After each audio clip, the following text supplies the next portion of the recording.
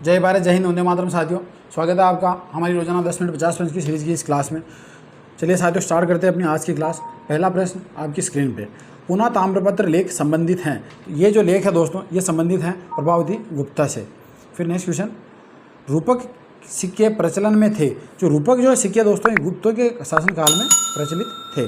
फिर next question, Ajanta की गुफाएं स्थित हैं। तो अजंता की जो गुफाएं दोस्तों, ये महाराष्ट्र में स्थित है। फिर नेक्स्ट क्वेश्चन, गुप्त वंश का वह राजा कौन था जिसने हुणों को भारत पर आक्रमण करने से रोका था।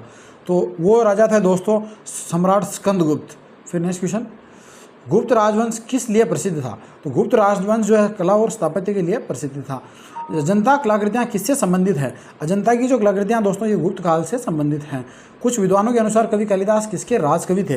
तो ये जो है दोस्तों चंद्रगुप्त सेकंड या विक्रमादित्य जिनको हम कहते हैं, उनके राजकवि थे। फिर नेक्स्ट क्वेश्चन, अजंता चित्रकारों का विषय वस्तु निम्न में से किससे संबंधित है। तो ये संबंधित है दोस्तों बौद्ध धर्म से। फिर नेक्स्ट क्वेश्चन, किस गुप्तकालीन शासक को कवि राजा कहा गया है। कवि राजा कहा गया दोस्तों समुद्रगुप्त को। फिर नेक्स्ट क्वेश्चन, एरन अभिलेख का संबंध किस शासक से है। तो यह है दोस्तों भानुगुप्त से। फिर नेक्स्ट क्वेश्चन, फाहियान किसके शासनकाल में भारत आया था। तो फाहियान जो है दोस्तों आया था चंद्रगुप्त सेकंड के शासनकाल में। फिर नेक्स्ट क्वेश्चन, भारतीय संस्कृति का स्वर्ण युग था। तो ये गुप्त काल ही जो है अपना भारतीय संस्कृति का स्वर्ण युग था। फाहियान कहाँ का निवासी था। तो फाहियान जो है दोस्तों चीन का निवासी था। सेतुबंध का रचनाकार प्रवर सेन सेकंड किस वंश का शासक था। ये जो है दोस्तों वाकाटक वंश का जो है शासक था। मेहरौली स्थित लौह स्तंभ का निर्माण किस सदी में हुआ था। ये हुआ था दोस्तों चतुर्थ सदी में, अर्थात चौथी सदी में। फाहियान और हेनसांग ने के राज्यों को देखा, मतलब इन्होंने किन के राज्यों को जो है देखा था। तो इन्होंने देखा था चंद्रगुप्त विक्रमादित्य और हर्षवर्धन के राज्यों को। तो ऑप्शन नंबर डी जो है अपना सही हो जाएगा। धनवंतरी थे। धनवंतरी कौन थे ये पूछा। तो देखिए, ये चंद्रगुप्त विक्रमादित्य के दरबार में नवरत्न थे, जो कि एक चिकित्सक भी थे। फिर नेक्स्ट क्वेश्चन, गुप्तकालीन शासन प्रणाली किस प्रकार की थी। ये जो है शासन प्रणाली थी दोस्तों, ये राजतंत्रात्मक थी, क्योंकि कि ये लोकतंत्र तो था नहीं। फाहियान द्वारा रचित ग्रंथ फो कुओ की में निम्न में से किसका विवरण नहीं मिलता। अगर इनमें से देखा जाए दोस्तों, तो बौद्ध धर्म के सिद्धांतों का विवरण जो है इसके अंदर नहीं मिलता है। फिर नेक्स्ट क्वेश्चन, कुमार संभव महाकाव्य किस कवि ने लिखा है। तो ये कालिदास ने जो है लिखा है। फिर नेक्स्ट क्वेश्चन, नालंदा विश्वविद्यालय की स्थापना का युग है। तो नालंदा विश्वविद्यालय की स्थापना हुई थी दोस्तों गुप्त काल में। फिर नेक्स्ट क्वेश्चन, गुप्त युग में भू राजस्व की दर थी। तो भू राजस्व की दर दोस्तों उस समय थी उपज का 6वां भाग, अर्थात 1/6 भाग जो है भू राजस्व लिया जाता था। गुप्तों के शासनकाल में निम्नलिखित में से कौन सा अधिकारी भूमि संबंधी दस्तावेजों को सुरक्षित रूप से रखता था। तो ये जो अधिकारी था इसको कर्णिक कहा गया है। गुप्त युग के बाद के विदेशी व्यापार पर इनमें से कौन सा किसी भी तरह का परिणाम नहीं डालता। अब इनमें से अगर देखा जाए दोस्तों, तो श्रेणियाँ अपने महत्व खो चुकी थी। सामान्य उपयोग के लिए सिक्कों का अभाव, देश के एक कोने से दूसरे कोने में दस्तकार और व्यापारियों के जाने में गतिहीन था। ये भी सही है, लेकिन कई दस्तकारियाँ पूरी तरह से विनष्ट हो चुकी थी। ये गलत हो जाएगा। तो ऑप्शन नंबर डी जो है अपना सही हो जाएगा। फिर नेक्स्ट क्वेश्चन, गुप्त काल में विष्टि शब्द प्रयुक्त होता था। विष्टि शब्द जो है दोस्तों प्रयोग हुआ है बेगार या श्रम के लिए। हिरण्य कर था। जो हिरण्य नामक जो दोस्तों कर था, ये कृषि के ऊपर लिया जाता था। किस गुप्त राजा को देवगुप्त भी कहा जाता था। तो देवगुप्त कहते थे दोस्तों चंद्रगुप्त द्वितीय या विक्रमादित्य को। गुप्तकालीन सिक्कों का सबसे बड़ा कोष निम्नलिखित कौन सा है। सबसे बड़ा जखीरा सिक्कों का जो है मिला है हमें बयाना में, जो कि भरतपुर में पड़ता है। गुप्त सोने के सिक्के दिनार का नाम किस भाषा से लिया गया है। ये नाम लिया गया दोस्तों लैटिन भाषा से। फिर नेक्स्ट क्वेश्चन, निम्न में से कौन सा मंदिर खुजराहो में नहीं है। तो अगर इनमें से देखा जाए दोस्तों, तो दशावतार का मंदिर जो है ये खुजराहो में नहीं है। किस भारतीय गणितज्ञ ने दशमलव प्रणाली का सर्वप्रथम विवेचन किया। तो सबसे पहले विवेचन किया दोस्तों आर्यभट्ट ने। इलाहाबाद शिलालेख में समुद्रगुप्त की प्रशस्ति हैं, जिसके रचयिता हैं उनके दरबारी कवि, मतलब वो कौन है। तो ये थे दोस्तों हरिसेन। निम्नलिखित में से कौन सा एक वाद्य यंत्र समुद्रगुप्त के सिक्कों पर अंकित है। तो वो वीणा बजाते थे, तो वीणा ही जो है उनके सिक्कों पर अंकित है। 2 सूचियाँ दी गई हैं, इन सूचियों को जो है अपने को मिलाना है। तो देखिए, प्रयाग शिलालेख ये समुद्रगुप्त का है, बिलसड ये कुमारगुप्त का है, बीदृष्ट ये स्कंदगुप्त का है, और मेहरौली जो है चंद्रगुप्त द्वितीय का शिलालेख है।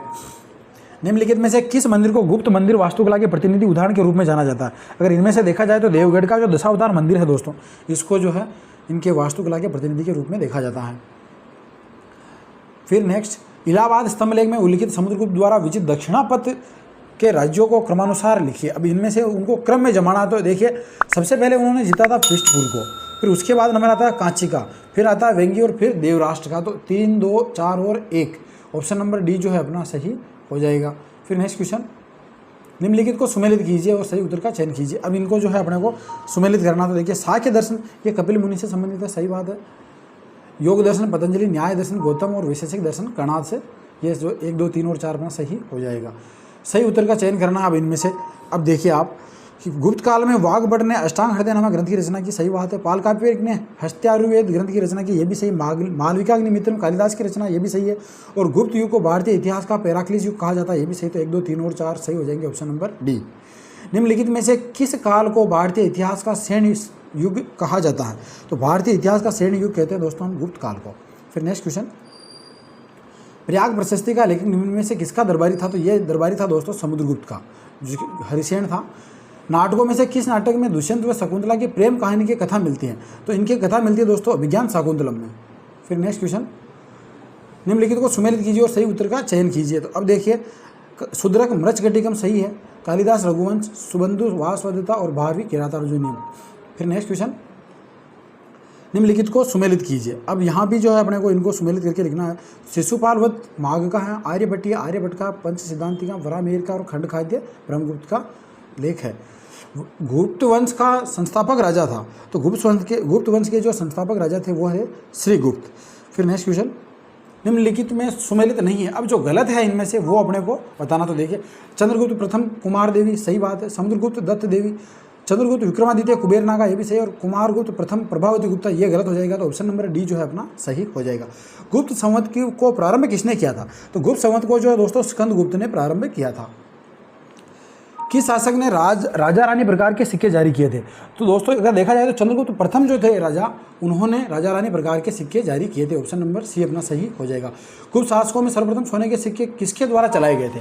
तो सबसे पहले जो है सोने के सिक्के चलाए थे जो दोस्तों चंद्रगुप्त प्रथम ने ही।